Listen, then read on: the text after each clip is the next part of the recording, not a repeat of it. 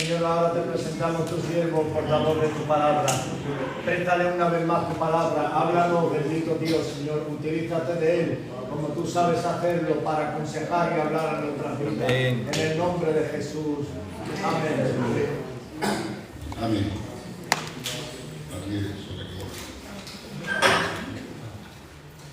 Yo estoy harto de venir todos los domingos. Comment est-ce possible au bout de tant d'années on ne se lasse pas d'écouter la parole de Dieu? Al cabo de tantos años de nuestra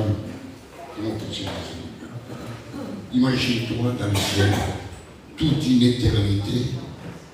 Écoutez bien, on va écouter, on ne va pas parler. Toute une éternité, on va écouter. Et on ne va pas se lasser. On va écouter Jésus en personne, Dieu en personne. Amen. Et nous allons dire, jamais, jamais, jamais, jamais. Dans le ciel, toda la segunda sera nuevo. Toutes les secondes, ça sera nouveau, nouveau, nouveau, nouveau, nouveau. Et on ne peut pas se lasser. On se lasse quand c'est routine. On se lasse quand c'est habituel. Cuando es siempre igual, pour la personne c'est un momento. Mais quand c'est tout le temps nouveau, nouveau, nouveau, nouveau, on ne peut pas se lasser. Vous comprenez? Bénito soit le nom de Seigneur. Alors on va parler de quelque chose de... Je crois que Dieu l'a mis dans mon cœur. Vous savez, au bout de tant d'années, je sais plus combien, j'ai toujours peur. Mais je n'ai pas peur de prêcher. J'ai peur de me tromper. D'apporter ma pensée au lieu d'apporter la pensée de Dieu. De vous faire croire que ça vient de la part de Dieu, alors que c'est ma pensée. Et ça, j'ai toujours peur de ça. Donc, Dieu nous donne. On va parler du cœur endurci. Amen. Parce qu'on croit tout le temps que le cœur endurci, c'est pour Pharaon, c'est pour le païen. Non, c'est pour le chrétien aussi. Et on va parler de ça. Amen. Béni soit le Seigneur. Et pour ça, on va lire dans l'Épître aux Hébreux, chapitre 3 et verset 7.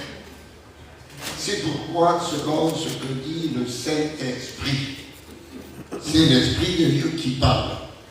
Aujourd'hui, si vous entendez sa voix, n'endurcissez pas vos cœurs, comme lors de la révolte, le jour de la tentation dans le désert.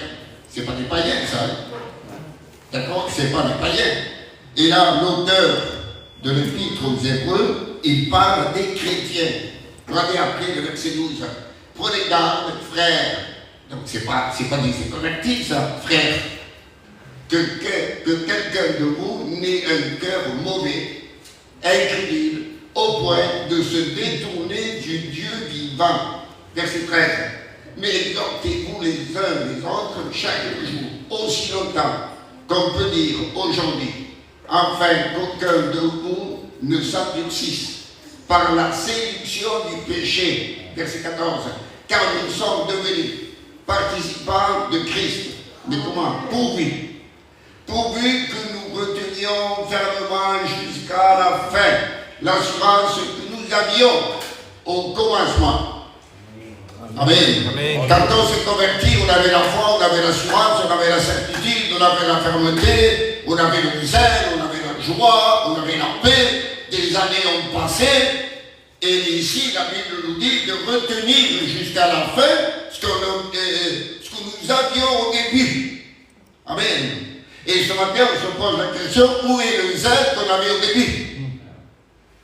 Amen. Où est la foi qu'on avait au début?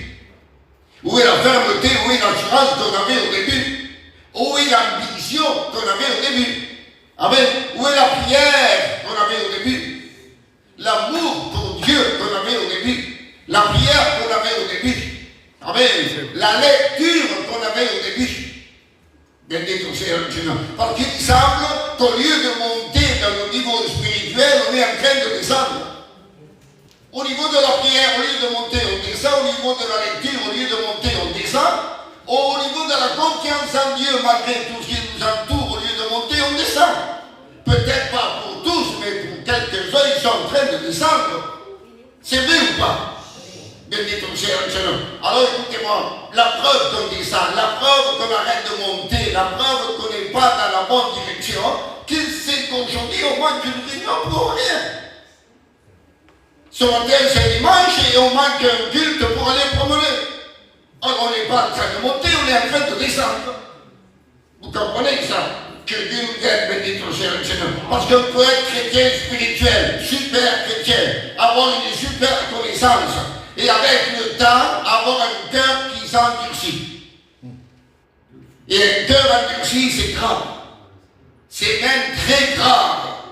Parce qu'un cœur endurci, à un moment donné, la parole ne peut plus rien faire.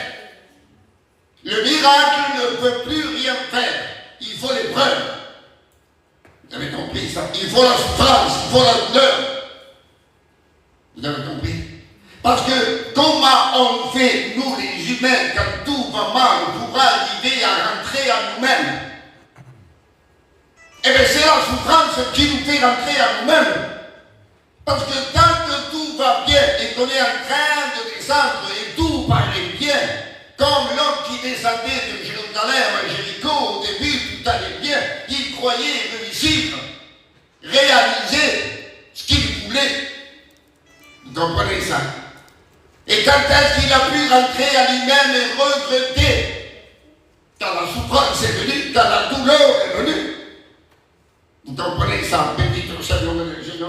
Il a dit le chant du mémoire. Regardez, on va prendre une autre lecture. Marc 6, 45, au verset 52. Aussitôt en pays l'obligea ses disciples. Est-ce qu'il a le droit de nous obliger? Tu n'as pas le droit d'obliger les enfants de ton voisin, mais tu as le droit d'obliger tes enfants à toi. Dieu n'oblige pas les païens, mais Dieu a le droit de nous obliger à nous.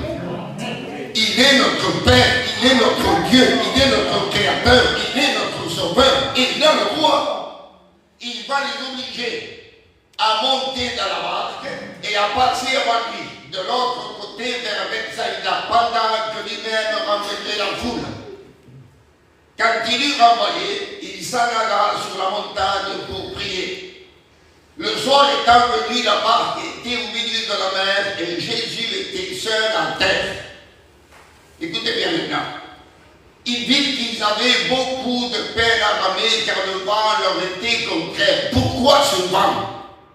Même la météo d'aujourd'hui n'aurait pas pu discerner que cette nuit-là, il y allait avoir la tempête. Même pas la météo d'aujourd'hui. Ça vient de Dieu, c'est pas le diable. J'ai entendu certaines personnes, serviteurs, qui disent qu'il y a des démons dans l'eau, dans la mer. Ah, ils ont fait ça, oui. Ça va être bon, Dieu. Ça ne veut pas que Cousteau. Car le vent leur était contraire et à la 4e veille de la nuit environ, il alla vers eux, marchant sur la mer, et il voulait les dépasser. On continue. Quand ils le virent marcher sur la mer, ils crurent, prenaient le cœur endurci. Ils ménagent tout. Que c'était un fantôme. Ils poussèrent des cris. Car ils le voyaient tous et ils étaient troublés. Aussitôt Jésus leur parla et leur dit, rassurez-vous, c'est moi, n'ayez pas peur. Écoutez bien maintenant. Puis il monta vers eux dans la barque et le vent cessa, sans parole. Il fit à eux-mêmes tous stupéfaits et remplis d'étonnement. Et là est la question. Car ils n'avaient pas compris le miracle des pains parce que leur cœur était endurci. Vous voyez, le cœur endurci, il ne comprend pas. Ils ont vu des miracles, oui ou non? Ils ont entendu Jésus prêcher la parole. Même des mêmes fois, Jésus faisait des miracles et prêchait la parole du matin au soir. Pas le mardi, le jeudi, le dimanche, comme nous. Lui, c'était de lundi à dimanche, tout le temps, tout le temps, tout le temps, tout le temps. Ils avaient l'habitude de voir des miracles tout le temps. Ils n'étaient pas étonnés tellement ils envoyaient des miracles. Et comment est-ce possible avec tant de miracles, tant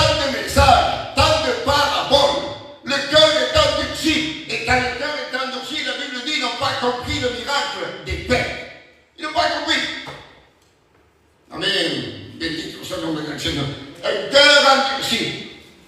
Ce cœur que, à force de résister à ce que Dieu veut, à force de résister à la voix de l'Esprit, le cœur s'endurcit, le cœur devient dur, à force de refuser d'obéir, à force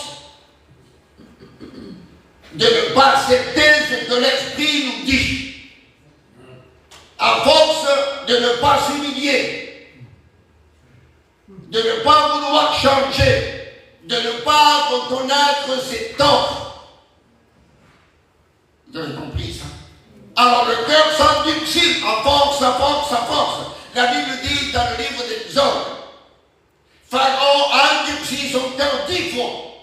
Et l'Éternel lui a endurci le cœur 10 fois, 20 fois. Et pour que Pharaon comprenne, il a fallu des jugements. Il a fallu des jugements pour qu'il comprenne qu'il fallait lâcher le peuple. Avec le message de Moïse, ce n'était pas suffisant. Il a fallu des jugements. Donc un cœur, quand il est endurci, la parole n'arrive plus à faire son effet. Le miracle, c'est écrit là, ne fait pas son effet. Ils ont, écoutez bien, ils ont vu le miracle, la multiplication des pains. Mais ils n'ont pas compris le message qu'il y avait dans le miracle. Quand on a le cœur endurci, on entend l'évangile comme ce matin. On comprend l'évangile d'une façon littérale. Mais on ne comprend pas le message qu'il y a pour ma vie personnelle. Et on dit, c'est bien dit, c'est bien expliqué, c'est bien prêché. Mais tu n'as pas compris ce que Dieu t'a dit à toi. Si ou non? Lorsque quelqu'un sort, il dit, Dieu m'a parlé. Ça, c'est le vrai message. Mais lorsque quelqu'un dit, je me suis régalé, mais Dieu ne lui a pas parlé, c'est que le cœur est endurci. Vous avez compris ça? Parce que Dieu ne s'arrête pas à l'oreille, Dieu parle à la conscience, Dieu parle au cœur. Mais lorsque le cœur est endurci, il s'arrête à ce qui est littéral, ce qui est histoire. L'histoire qu'on vient de voir maintenant, et on est capable de retenir l'histoire, le mal contraire, la peine qu'ils avaient armée, la barque, la nuit, la 4e veille de la nuit, mais on n'arrive pas à discerner le message de Dieu pour notre vie. Et ça, c'est le cœur endurci. Vous avez compris ça? Béni tout ça, nom du Seigneur. Les disciples ne vivaient pas dans le péché. Sinon, les disciples ne pratiquaient pas le péché. Et ils avaient un cœur endurci. Donc le cœur endurci, ce n'est pas simplement pour les personnes qui sont dans le monde, dans le péché. Ça peut être pour nous aussi. À force de résister à Dieu, à force de dire non, à force de s'opposer, eh bien le cœur s'endurcit. Et à un moment donné, Dieu ne parle plus. Parce que la parole et le miracle ne peuvent rien faire. Et Dieu est obligé de permettre le vent contraire. Vous avez compris ça? Béni tout ça, nom de Seigneur. Parce que la première fois, Marc 4, à partir du verset 35, c'est bon, on a le problème. Il y a eu aussi un vent contraire. Et les disciples n'ont pas compris le message qu'il y avait là. Et ce n'était pas suffisant. Le premier vent contraire, ce n'était pas suffisant. Il a fallu un autre vent contraire. Ça veut dire qu'on passe par des moments difficiles et on saisit pas ce que Dieu veut. On ne cherche pas la volonté de Dieu. Et on est borné, excusez-moi, je le dis pour moi, et je suis têtu. Et pourquoi? Il ne pas ça et tout. Au lieu de chercher ce que Dieu veut. Amen. Ils n'ont pas compris le miracle des paix. Et aujourd'hui, ça nous arrive de ne pas comprendre ce que Dieu veut. Vous comprenez ça? Béni tout ça, nom de Seigneur, Dieu est sorti de gloire. Dans cette épreuve, il n'y a pas eu de dégâts. Il n'y a pas eu de perte matérielle, pas de perte physique. Tout a servi pour travailler quoi? Le cœur. cœur, pour travailler la conscience. Amen. Et des fois, on passe par des moments difficiles, le physique n'est pas touché, le matériel n'est pas touché, mais ce qui est touché, c'est là. Et là, le cœur. De détourner un Seigneur. C'est pas obligatoire que ce soit la maladie. C'est pas obligatoire que la voiture est en panne, c'est cassé et qu'il faut 3 000 € pour la réparer. C'est pas ça. Il n'y a pas de dégâts. Le vent n'a pas fait de dégâts, ni dans le physique, ni dans le matériel. La barque n'a pas coulé, les rames non plus. Le physique, aucun blessé. Mais le vent a servi pour travailler le cœur et travailler la conscience. Et des fois, Dieu permet des situations dans nos vies pour travailler le cœur et travailler notre conscience. Vous avez compris ça? Bendito sea le nom del Seigneur, Dieu est sur toutes les loin. Vous savez, on n'est pas mal, on n'est pas des anges. On n'est pas parfait. On n'a pas des ailes. On a les pieds sous terre. Si ou non? Bendito sea le Seigneur, et on a besoin que Dieu nous travaille. Et la Bible dit, verset 45, aussitôt après, le verset 45. Aussitôt après quoi? Aussitôt après la multiplication des pains, Jésus est en train de regarder les disciples. Et Jésus voit qu'après avoir vu le miracle, le cœur est toujours en exil. Les disciples sont contents de voir le miracle. Oui ou non? La multitude est contente de voir le miracle. Mais Jésus aperçoit quelque chose que normalement ne doit pas être là. Avec un tel miracle, normalement le cœur de qui doit s'adoucir. Eh bien c'est tout le contraire, il est toujours là. Parce qu'ils ont vu le miracle, mais ils n'ont pas compris le miracle, ils n'ont pas compris le message. Tu veux des miracles. Écoutez bien, tout ce que Dieu fait, il ne le fait pas pour le faire. Amen. Dans un miracle, il y a un message. Dans une guérison, il y a un message. Amen. Quand il y a la présence de Dieu, il y a un message. Dans tout ce que Dieu fait, il y a un message. Et le chrétien doit être attentif à la voix de l'Esprit. Si vous entendez la voix de l'Esprit, amen. Car c'est l'Esprit qui va nous donner à discerner quel est le message pour notre vie. Vous avez compris? Mais nous, excusez-moi, on voit tout le temps le négatif. Et quand on voit le négatif de la chose, on se plaint de la couette de la passata, de la couette de la dicho. Et on n'en tire aucun profit. C'est vrai ou pas? On n'en tire aucun profit comme les disciples, ils ont vu des tas de miracles, ils n'ont tiré aucun profit. Alors aucun. Dieu dit, il va les obliger. Amen. Il va les obliger parce que Jésus est en train de se rendre compte qu'à la fin du miracle, il voit que la multitude a mangé. Il regarde les cœurs des disciples, il voit que le cœur est encore en exil. Alors il dit, c'est pas normal. La parole n'a pas suffi. Le miracle n'a pas suffi. Alors Jésus prend la décision et dit, allez, aussitôt, après, il va les obliger à monter dans la barque sans Jésus. Amen. Des moments de solitude.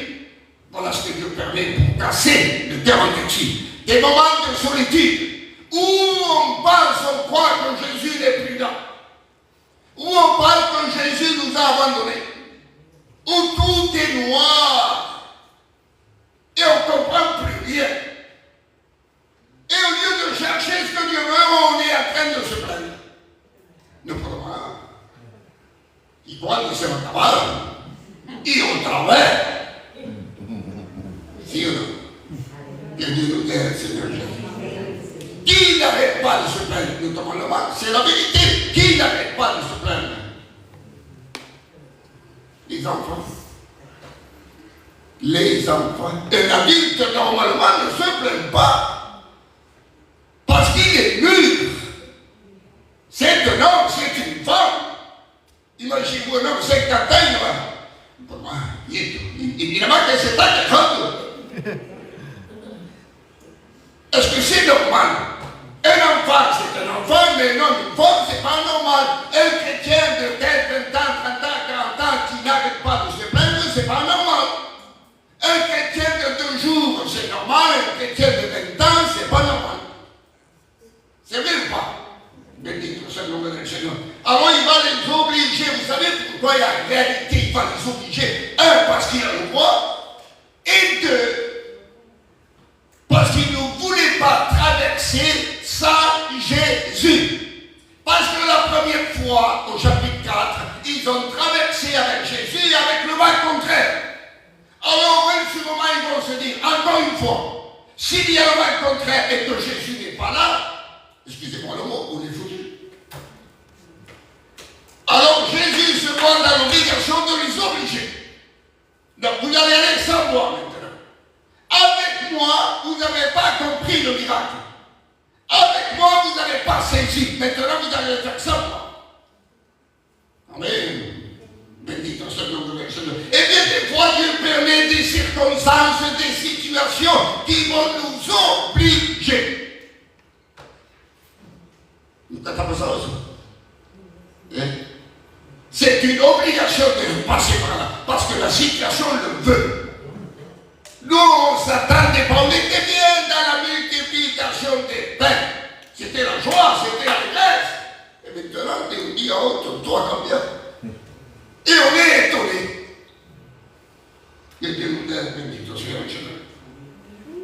Ils avaient peur, parce que la première tempête, ils ont failli mourir.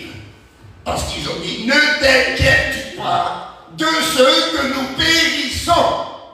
Les disciples se voyaient déjà noyés. C'est bien encore. Seigneur Jésus.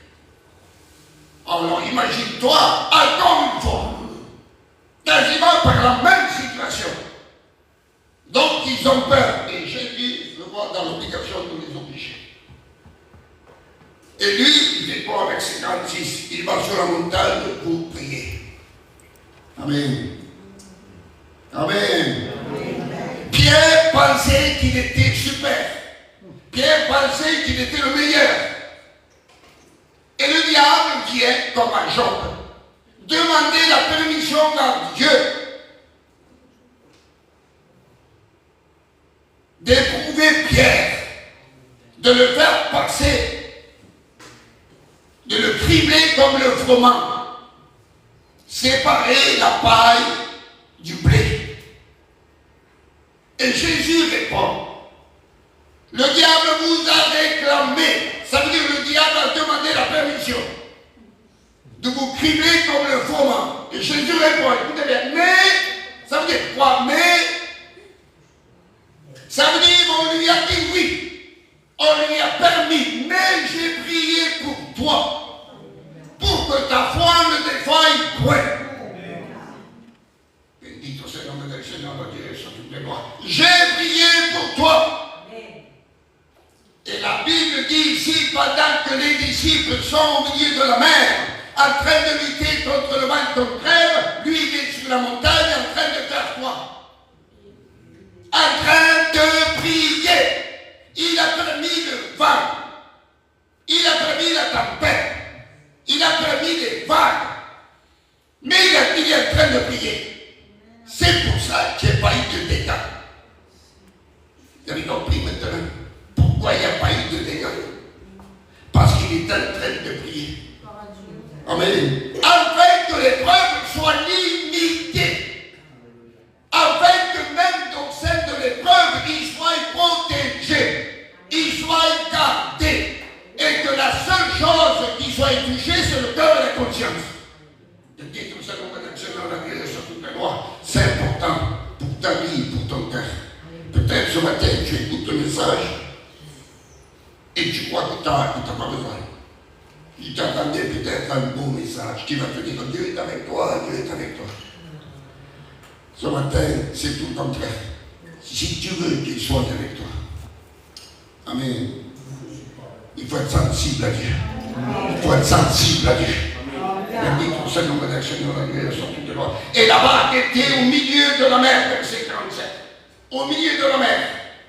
Pendant que Jésus est à terre, la barque est au milieu de la mer, au centre de la mer, au centre de l'épreuve, au centre de la formation, au centre de l'école de Dieu.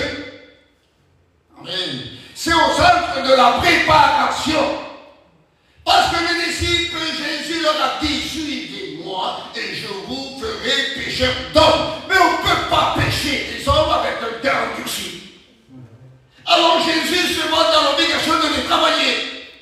Jésus nous a sauvés, Jésus nous a établis, Jésus nous a envoyés. Mais si on n'est pas apte, eh bien Jésus va nous travailler. Jésus va nous former, Jésus va nous préparer. Et la barque est au sein de la mer, au milieu de la mer. Et des fois, ça nous arrive. Amen. On est au milieu. On ne sait pas s'il faut faire demi-tour, s'il faut avancer, s'il faut aller à droite, à gauche, en avant, en arrière, on ne sait plus où aller. Et en plus, à cette époque, il n'y a pas de lumière. L'électricité n'existe pas. Même pas les bougies. Il n'y a rien qui existe. Il n'y a que des lampes à huile. Et la lampe à huile, avec le vent qu'il y avait, ça ne marchait pas non plus. Il y avait simplement que la lumière des étoiles, c'est tout. Donc imaginez-vous, Seigneur, je te dis. Des fois, on est dans des situations comme ça. Et au lieu de chercher à comprendre et à en tirer profit, on prie, Seigneur, ça comme d'acquis, ça comme d'acquis, ça comme d'acquis, sans chercher à comprendre la raison et le pourquoi.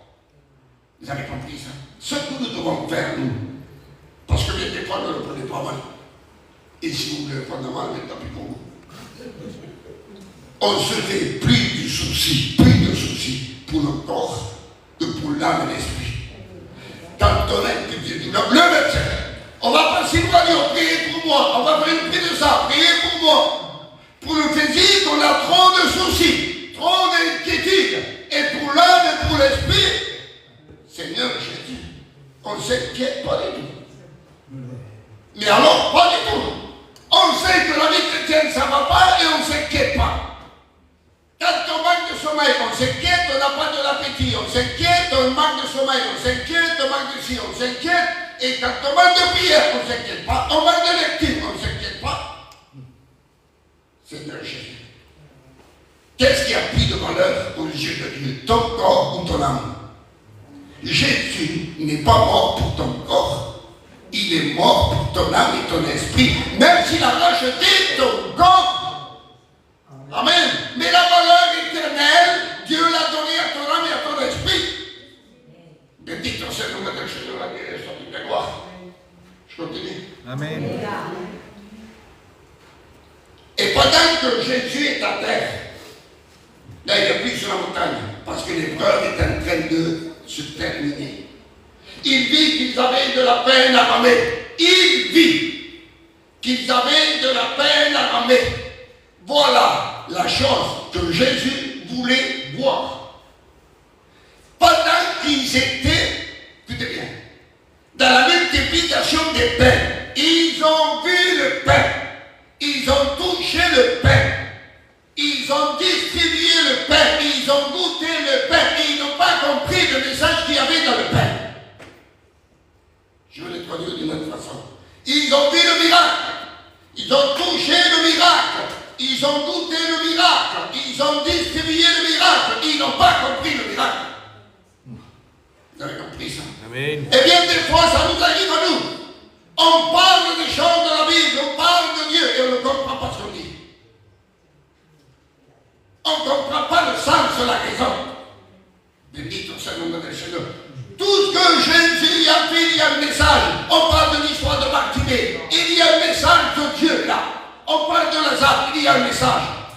On parle de la veuve de Naïm, il y a un message.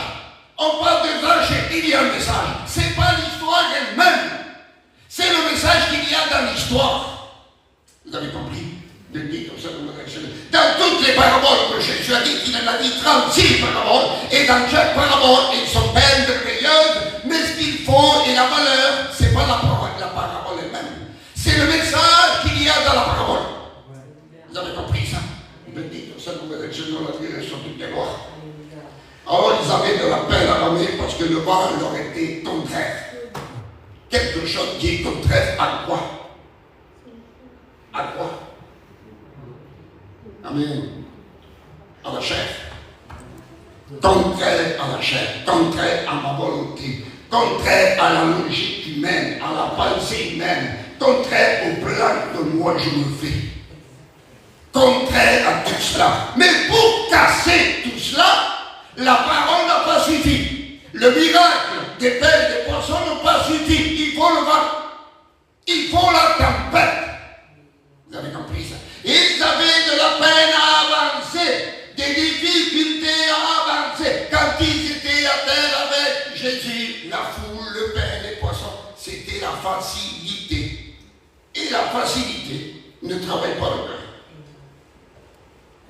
Vous avez compris ça? La facilité ne travaille pas ton cœur. La facilité va réjouir ton cœur de voir que tout est beau, que tout est bien, mais ça ne travaille pas ton cœur. Amen. C'est la difficulté qui va travailler ton cœur. Bendito soit le nom de Dieu, sur toutes les voies. Ils avaient de la peine à ramer. C'est la chose que Jésus voulait voir. Amen. Et c'est la chose que Jésus veut voir dans ma vie et dans ta vie. Je vous dis une chose, ne le prenez pas mal. Quel est l'effort que nous faisons? Pardon. Quel est l'effort qu'on fait dans la vie chrétienne? Qu'est-ce qu'on fait? C'est la vérité. On ne fait rien. On ne fait pas d'effort. On ne fait rien. Si on n'a pas la clim, on se plaint. Si on n'a pas de ventilo, on se plaint. Si on ne fait pas d'effort. Dans la vie d'aujourd'hui, on ne fait pas d'effort. Tout est simple et facile. Pour venir, quel effort on fait? On a la voiture. Pour se déplacer, il n'y a pas d'effort. Parce qu'on a tous les moyens pour ne pas faire des efforts. Mais à l'époque des apôtres, ce n'est pas l'époque à nous. Vous comprenez ça? Bendito soit le Seigneur. Et maintenant, quand il y a un vent contraire, c'est pour nous empêcher la facilité. Et la facilité devient difficulté. Et quand on a des difficultés à avancer, là on se dit, oh Seigneur, qu'est-ce pas ça? Qu'est-ce pas ça, Seigneur? Et on se pose des questions. Quand tout est facile, on ne se pose jamais des questions. Quand tout est difficile, on se pose des questions. On n'arrive pas à réaliser ce qu'on veut. On n'arrive pas à accomplir ce qu'on a préparé. On n'arrive pas à aller là où on veut. Il tourne ou ça le mal. Et dans toutes les directions, il y a de l'opposition, le mal contraire. Et donc, on se pose des questions. Et c'est ce que Jésus veut voir. Amen. Pour un but, casser le cœur en dessus. Bendito sea el nombre del Señor, la vie de sortie de gloire. À la quatrième veille de la nuit, toujours 58, il alla vers eux marchant sur la mer. Ça, c'est l'heure de Jésus. Il y a le regard de Jésus, ce qu'il veut voir. C'est ça, qu'on ait de la peine à avancer, parce que la difficulté, amen, qui viendra vers nous et qui nous empêchera d'avancer, c'est ce que Jésus veut voir, parce que la difficulté va nous travailler.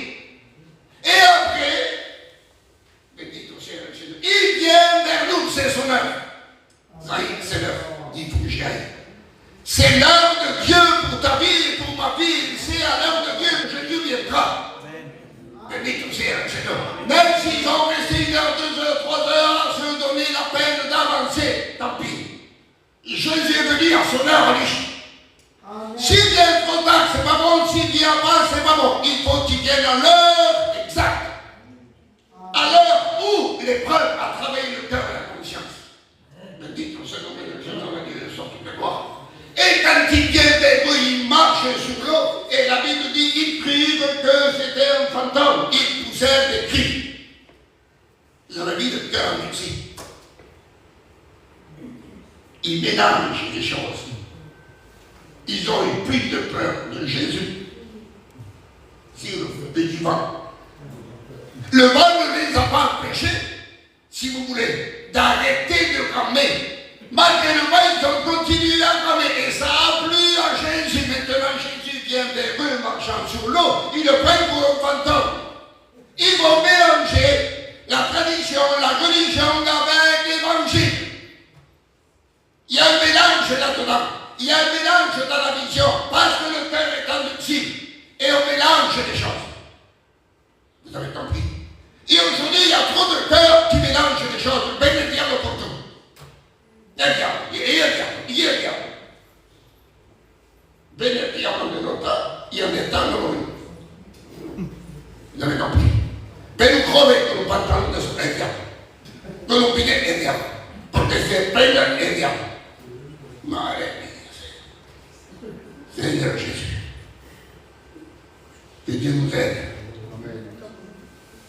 Le diable se met l'œuvre dans les œuvres de la personne, et l'œuvre que pratique la personne. Y ahí que se ve el diablo, porque ahí que se ve la calidad de pecado, la clase de pecado. D'accord? Mais no es la apariencia. Bendito sea el nombre del Señor. Y Cristo se tiene un pardon. Il ne faut pas mélanger. Il ne faut pas mélanger. Amen. La différence qu'il y a entre Jésus et soi-disant un fantôme, il y a quand même une différence, sinon. Ils n'ont pas de vision parce que le cœur est endurci. Ils ne comprennent pas parce que le cœur est endurci. Il y a un mélange parce que le cœur est endurci. Que Dieu nous aide, bendito sea el Señor. Et de suite, aussitôt, au début, il a dit, aussitôt, il est monté dans la barque. Et ahora, maintenant, qui croit que Jésus est un fantôme, aussitôt, il prend la parole, Jésus. Il dit, rassurez-vous, c'est moi, n'ayez pas peur. Amen. Voyez le cœur endurci, on a peur. On a peur parce qu'on a vu quelque chose qui nous paraît bizarre, donc on a peur. On a eu un rêve, on a eu un songe et on a peur. Vous comprenez ça? Bendito sea el nombre del Señor. Rassurez-vous, c'est moi, n'ayez pas peur. Ça veut dire l'épreuve est finie. L'épreuve est terminée. Bendito sea el nombre del Señor. Et ils montent dans la barque et le vent cessa. Au début, ils ont réveillé Jésus. Jésus s'est mis debout. Il a dû utiliser la parole et l'autorité en disant silence, tais-toi au vent et à la mer. Ici, pas un mot. Pas un seul mot. Il monte dans la barque et le vent cessa. Il n'a pas dit silence, tais-toi. Il monte dans la barque, le vent s'arrête et la mer s'arrête. Amen. Juste la présence de Jésus, c'était largement suffisant. Amen. Parce que même là, amen, dans la présence de Jésus, lorsqu'il a mis un pied dans la barque, il y avait un message. Amen. Le message n'était pas audible. Le message n'était pas des mots. Le message était la présence de Jésus. En voulant dire, si je suis le premier. Si je suis le premier. Amen. Le vent s'arrêtera. La mer se calmera. Si je suis le premier. Bendito sea el nombre del Señor. Pendant la multiplication des pains, ils ont vu un miracle tellement grand qu'ils ont oublié Jésus. Les yeux étaient sur le pain et les poissons. Et Jésus ne comptait plus. Vous avez compris ça? Des fois, on ne sait pas apprécier la bénédiction. Et on donne plus de valeur à la bénédiction qu'à Jésus. Vous avez compris ça? Que Dieu nous aide, bendito sea el Seigneur. La bénédiction n'est pas plus grande que Jésus. La guérison n'est pas plus grande que Jésus. Tout ce que Jésus donne n'est pas plus grand que lui. Bendito sea el nombre del Señor, la gloire soit toute la gloire. Et je vais terminer. Verset 52. La raison de tout ça, car il n'avait pas compris le miracle des pains. Il a dit, Seigneur, ils n'ont pas compris. Et comme j'ai dit, ils ont dit, ils ont touché, ils ont distribué, ils ont goûté, mais ils n'ont pas compris. Il a fallu le vent, la tempête, pour qu'ils comprennent. Parce parce qu'ils avaient leur cœur endurci. Une version s'agonise. N'ont pas encore compris qui est Jésus. Ils n'ont pas encore compris. Bendito sea el nombre del Seigneur. Et à Dieu sur toute la forme. Je termine. En vérité, c'est quoi qu'ils n'ont pas compris? Lorsque Jésus a multiplié le pain, il fallait comprendre quoi? Chercher comme ça, je suis dans le mot.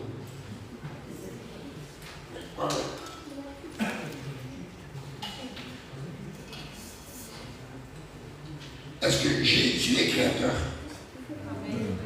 Oui, non. S'il n'est pas créateur, il n'est pas Dieu. Jésus est créateur. Il fallait comprendre que le blé, l'agriculture, le monde de l'agriculture, le créateur, c'est Jésus. Le poisson, il fallait comprendre que Jésus est le créateur du monde marin. Amen. Il fallait comprendre que c'est lui le créateur du blé. C'est lui le créateur des poissons. Quand il a calmé le vent, il a calmé la mer. C'est les éléments, ça. Le vent, c'est un élément. L'eau, c'est un élément. Et qui a créé le vent? Qui a créé l'eau? Il fallait comprendre que Jésus est créateur des éléments. Mais ça, ils n'ont pas saisi, ça, ils n'ont pas compris. Quand il a multiplié le pain personne, dans la multitude, il y avait 7 000 hommes, à part les femmes et les enfants. Et on ne donne rien. Il y a 1000, on va dire 20 000 personnes. Sur les 20 000 personnes, personne n'a compris que Jésus est le créateur du blé. Personne n'a compris que Jésus est le créateur des poissons. Quand il a calmé le vent et la mer, personne des disciples dans la barque ont compris qu'il était le créateur des éléments. Ils n'ont pas compris. Bendito sea el nombre del Señor.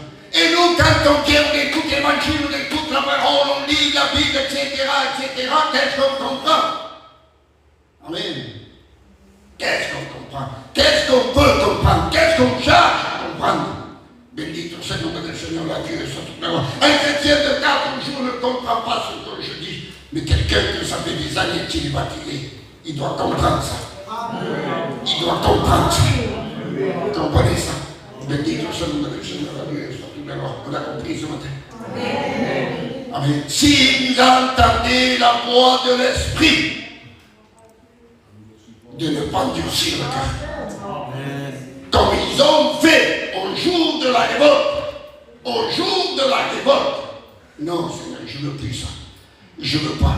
Je veux un cœur sensible.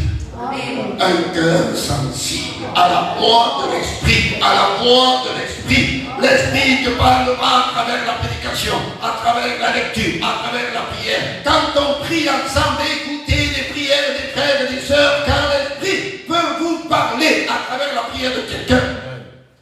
À travers un cantique, l'Esprit peut vous parler. Amen. Soyez attentifs à la voix de l'Esprit. Ne méprisez pas la prière du frère et de la sœur. Le cantique du frère et de la sœur. Ne méprisez pas le temps de la prédication. Amen. Ne méprisez pas un culte, une réunion. Parce qu'il y a un message de Dieu pour chacun d'entre nous. Bendito sea el nombre del Señor. Et quand tu lis la Bible, ne lis pas la Bible simplement pour comprendre la Bible et comprendre l'histoire de la Bible. Lis la Bible pour comprendre ce que Dieu veut de ta vie. Pour comprendre ce que Dieu veut de ta vie. Un jour, j'ai pris la Bible, je termine. Timothée, Tite, 1 Timothée, 2 Timothée et Tite, c'est 3 épîtres pour les pasteurs. Pour les serviteurs. Moi, je l'ai pris, je dis voilà Seigneur, je vais le méditer.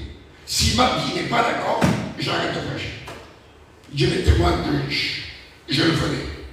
Si ma vie n'est pas d'accord avec ça, j'arrête de prêcher. Parce que c'est bien beau de vous prêcher en vous, d'étudier la Bible pour vous. Mais je me dois d'étudier la Bible pour ma vie, à voir si ma vie est en accord avec ce que la Bible me dit. Et je l'ai étudié. Et ça va, ça peut aller.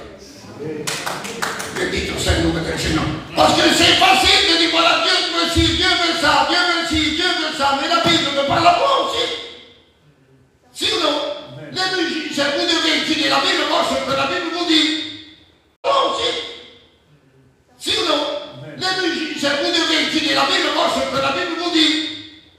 Si ou non? Le diacre doit étudier la Bible,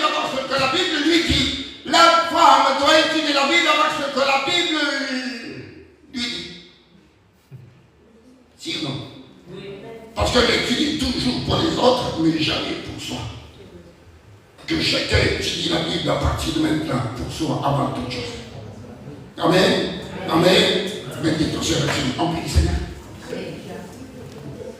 Qui tu pries, s'il te plaît? Qui tu pries, s'il te plaît?